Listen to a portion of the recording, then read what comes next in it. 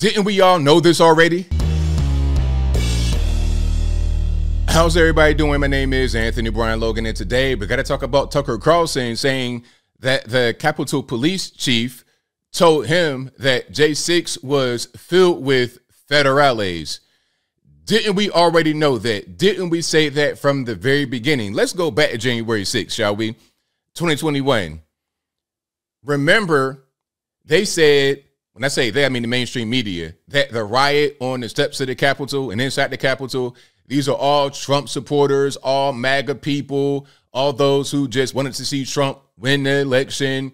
It was them, and it was Trump who encouraged it, and it was all them. And if you were a Trump supporter, if you were a so-called MAGA, if you're on the Make America Great Again hat, then you were complicit. You were partly responsible, even if you weren't there. And then some people who were there, but not in the actual melee, not in the actual riot, have had their lives turned upside down because they were linked to and affiliated with the quote-unquote MAGA movement. Okay, remember all of that? But didn't we say back then that there were a bunch of feds involved? Ray Epps, for example. I mean, how was this guy on videotape talking about go into the Capitol? He's on videotape. You can see him clearly. It's not like some kind of bird's eye view with found footage, like they got Bigfoot or a lot less monster or something like that. You see him clear, full 4K, HD, quality. You hear his voice, you see his face, talking about go into the Capitol. Why is he not in prison? Why is he not in jail with no due process or anything like that? Why is he not right next to a guy like Baked Alaska who was in prison or jail or whatever for about 2 years? Why is he just on his ranch chilling, hanging out? Why did they get the guy from the Proud Boys the night before the riot? Did they already have other federal agents there? Did they not want him there? Like, what was the whole situation? We all know what was going on from the very beginning. Now, Tucker Carlson sat down with Russell Brand and was speaking about this. And I'm going to go ahead and play some of that. It's a pretty long clip, so I will link to the rest of it in the description box. But without further ado, let's go ahead and roll it. Kind of narrow the available population down a little bit. Significantly. It's just me now. I'm the only person who sees that as an advantage. Oh, well, I am honoured. Do as you will. But also, on that, they said, of course, these FBI whistleblowers, that the FBI had a significant number of agents, that there were other law enforcement agencies there on January the 6th. In fact, it was the whistleblowing on this subject that caused them all this grief. That in a sense, that there are some discrepancies, shall we say, on how that event was initially reported on with regards to that. Now, I got to pause it at certain points because Russell Brand, I'm not sure, he might try to copyright. Well, it wouldn't be him. If he's like, if he has a company that's with him, they might try to copyright. But shout out to him for having these kind of conversations with people. I like shows like this where it's kind of centrist and it's not necessarily right or left. It's just more common sense. And the way things are going nowadays, having common sense makes you a right-wing white nut job, essentially. Let's keep on going. What actually went down. Now, what you've been accused of in the mainstream after you received, I think it was like 40,000 hours of footage from your man McCarthy there, was that you sort of cherry-picked, is the phrase that often comes up, footage to deliberately show that it was, to a degree, a peaceful event. What is your sincere opinion of what went on January the 6th? Before you even get to that, the event wasn't as bad as what the media are trying to say because they've talking about this for the past 2 years. There were other riots that happened in D.C. before that. I'm talking about not many years before. I'm talking about a month before, maybe 5 months before. I was in D.C. in, I think, October or November of 2020, right before the election. And I was seeing stores and whatnot boarded up back then because there were a bunch of riots because of the whole George Floyd situation.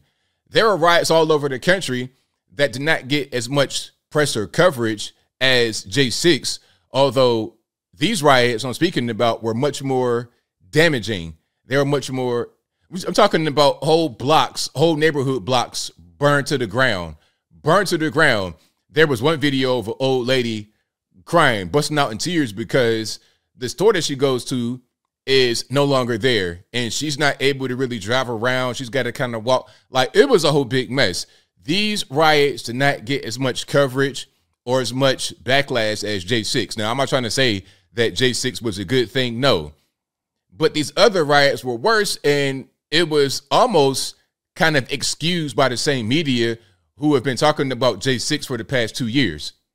And why do you feel that there is yet an attempt to regard it as a deliberate insurrection? And also within that, I guess the possibility for presenting moments of peace within 40,000 hours of footage does exist. So were you sincere in your presentation, or do you have a particular perspective on how you wanted that event to be seen? I have, well, let me just say, one of my children was there working in the building and called me during it, and was right nearby when Ashley Babbitt was shot. So I was interested in it from the moment it happened. I was appalled by the vandalism outside, by fighting with police officers. I hate violence. I think most people, regardless of whether you left or right, we did not like what happened on January 6th.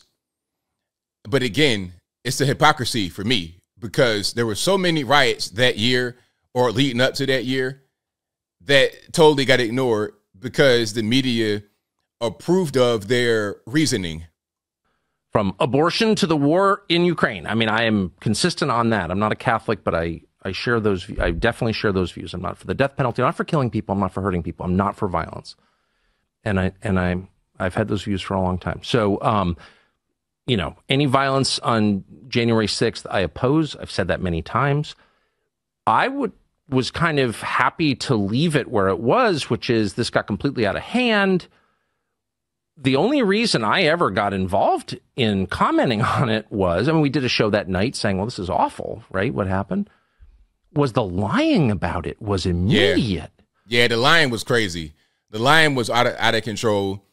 But I knew they would do that. That's what the mainstream media does. A thing like this, like right when J6 happened, I made a video reacting to it, and that was heated because I already knew what they were going to do. When I say they, I mean the mainstream media. I knew they were going to take this and use it for years to come. They were going to smear all of us with it. Although, as we said in the beginning, federal agents were all over this, and they could have been inciting the riot themselves. Could have been. I'm not saying they did, but they were there. Even though that was the case, they're going to say, everyone that was there, you guys are responsible. You guys are insurrectionists, and you guys are a threat and an enemy to this country. This is why when you hear people like Karine Jean-Pierre and whatnot, you know, your White House, your White House defenders, if you will, they'll say MAGA Republicans and J6 in the same sentence to make people think that if you are a conservative person wearing a MAGA hat, then that means you are the same thing as a J6 rioter. This was a racist, white supremacist insurrection. Well, okay. There was no indication to this day that race had anything to do with it at all. Right. Like nothing. These are people who thought the election was stolen from them. There's some evidence they were right. We could debate that, but that's what they thought. That's a meaningful thing. If you've got a big population in your country that doesn't believe that your elections are on the level, you need to figure out a way to convince them that the elections are on the level, or else you can't have democracy because it's a faith-based system. That's right. So that was the first thing I noticed. There was no effort at all to convince people, actually, electronic voting machines are secure, which they are not. By the way, that's a lie. In any country that has electronic voting machines is by definition at risk of having its elections stolen. By definition, no country that cared about democracy would have electronic voting machines, okay? First thing. But no one even, and by the way, many Democrats have made that point.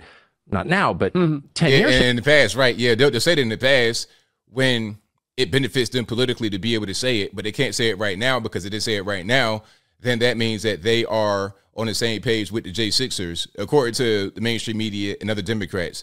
They can't say that now. It's the same thing with the border wall. People like Nancy Pelosi, Hillary Clinton, Chuck Schumer, they would say back in the day, 10, 15 years ago, we need a border fence, we need some kind of separation. But now they say that the border wall is immoral and illegal and it's racist. They'll say whatever they need to say when it fits them politically. There was no effort to reassure anybody. They immediately used it as a cudgel to make their political opponents shut up, and in a lot of cases to send them to jail. So I noticed this, and I'm like, well, wait a second. Nobody here is operating in good faith at all. They're just immediately lying with maximum aggression. And anyone who asks questions about it, like me, and if you could go back and look at the tape, my first 5 shows on January 6th were like, well, yeah, it's bad, but I don't think you're telling the truth about what actually happened. Shut up! There's more here, but I'll go ahead and stop it right there.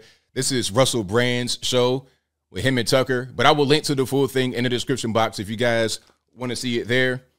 But shout out to these guys for having the conversation. We need more people like this that are, Russell especially, kind of in the center, not necessarily right, left, just right there in the middle. Give everybody a fair opportunity to be able to speak their minds. That's what I like, for sure.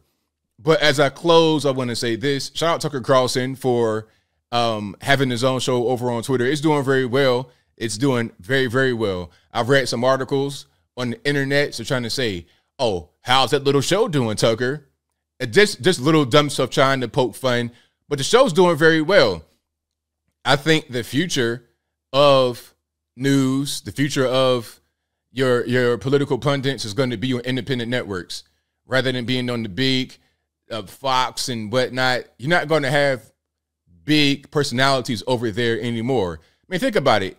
Out of all the cable news networks, where are the big personalities? Where are the Bill O'Reillys, the Walter Cronkites even? Where are these big stars at? They're not there anymore.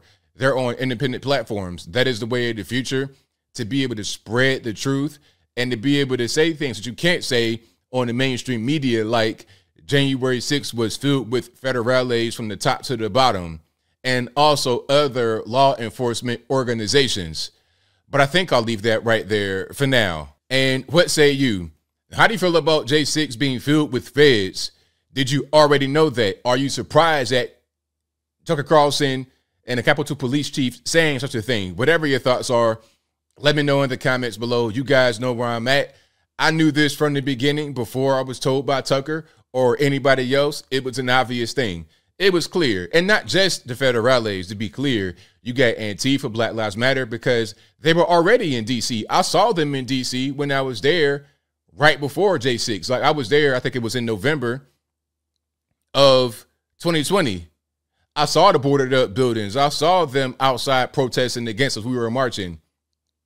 So, I mean, just use a little bit of common sense. You think they're not going to be there dressed as so-called MAGA right alongside regular Trump supporters, right alongside the federal agents?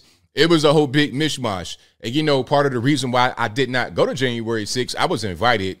I was invited incessantly. I got all kind of invites to go to January 6th. The reason why I didn't go is because I already knew it was going to be like that, filled with feds and Antifa, because it was not a controlled event. I already knew what was going to happen. I didn't know about the riot, but I knew it was going to be some conflict because there were too many converging interests in one place that was not really a controlled environment. So you're not really going to get a positive outcome as a result, unfortunately. But whatever your thoughts are, please let me know in the comments below. And that's all I got to say for this video. If you like what you heard, please comment, rate, share, and subscribe. Peace.